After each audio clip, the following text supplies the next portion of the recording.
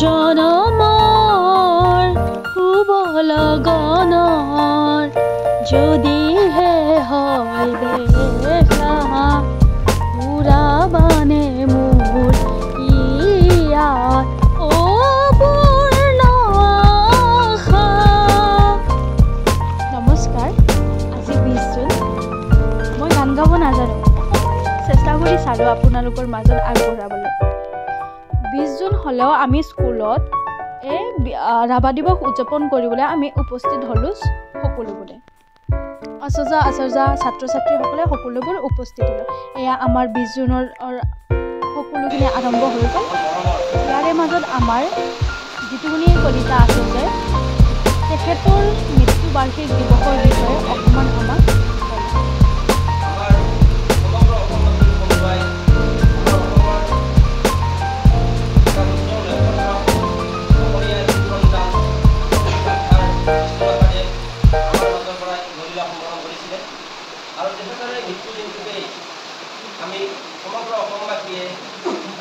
তাৰে পিছত আমাৰ মাজত আমাৰ ছাত্ৰ কিছুমান লিখাই তেখেতৰে লিখা সুৰ এটা গান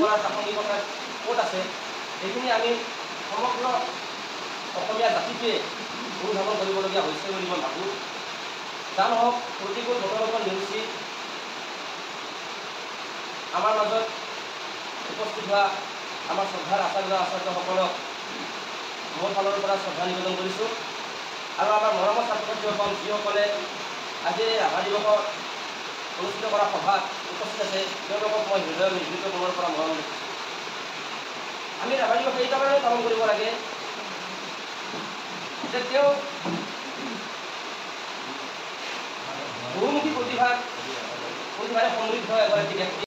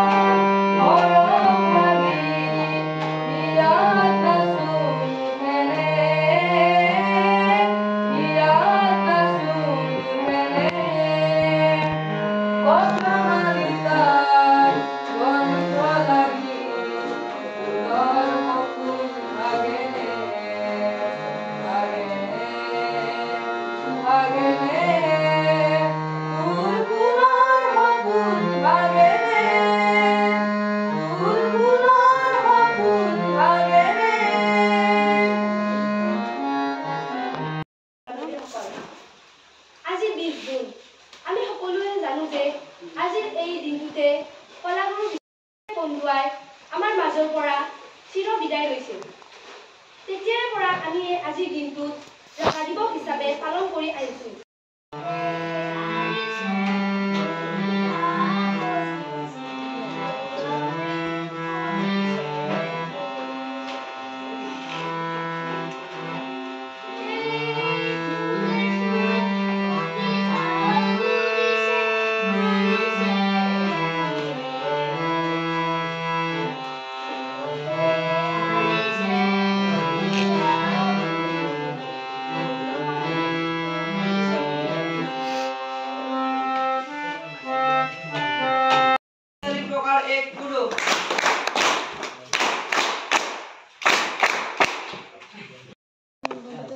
আচ্ছা পঢ়া নামত তাইটা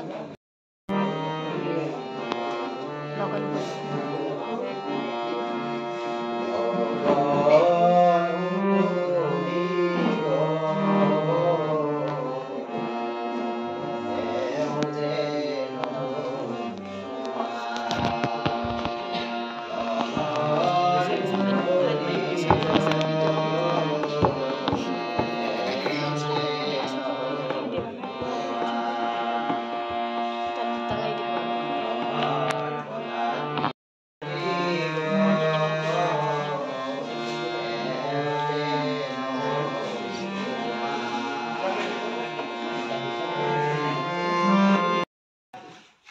আশ্চৰ্যবৃন্দ আৰু মোৰ মৰমৰ ভাই ভণ্টি বন্ধু বান্ধৱীসকল, আজিৰ এই ৰাভা দিৱসত মই দুআষাৰমান ক'বলৈ ওলাইছোঁ।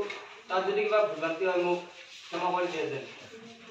ইতিমধ্যে ৰাভা দিৱসৰ ওপৰত ভিত্তি কৰি সকলো দুজনমান ছাত্ৰ ছাত্ৰীৰ লগতে আচাৰ্যসকলে কৈয়ে গৈছে, গতিকে মই ইমান এটা কৈ নাথাকোঁ। কিন্তু এই ৰাভা দিৱসৰ ওপৰত মই এটা কথা ক'বলৈ ওলাইছোঁ, মানে কি এইবিলাক বস্তু আমাৰ আজি ৰাভা দিৱস উপলক্ষে ছাত্ৰ ছাত্ৰীসকলক মানে কি এনেকুৱা হৈছে ক'বলৈ মানে শিকাব লগা হৈছে। মানে কি যদি যোৱাকালি ক'লোহেঁতেন, অৰ্থাৎ প্ৰফেছৰ যদি ক'লেহেঁতেন বোলে কালি মানে কি দুজনমান ছাত্ৰ ছাত্ৰীক ভাষণ দিব লাগিব, তেতিয়াহ'লে ছাত্ৰ ছাত্ৰীসকলে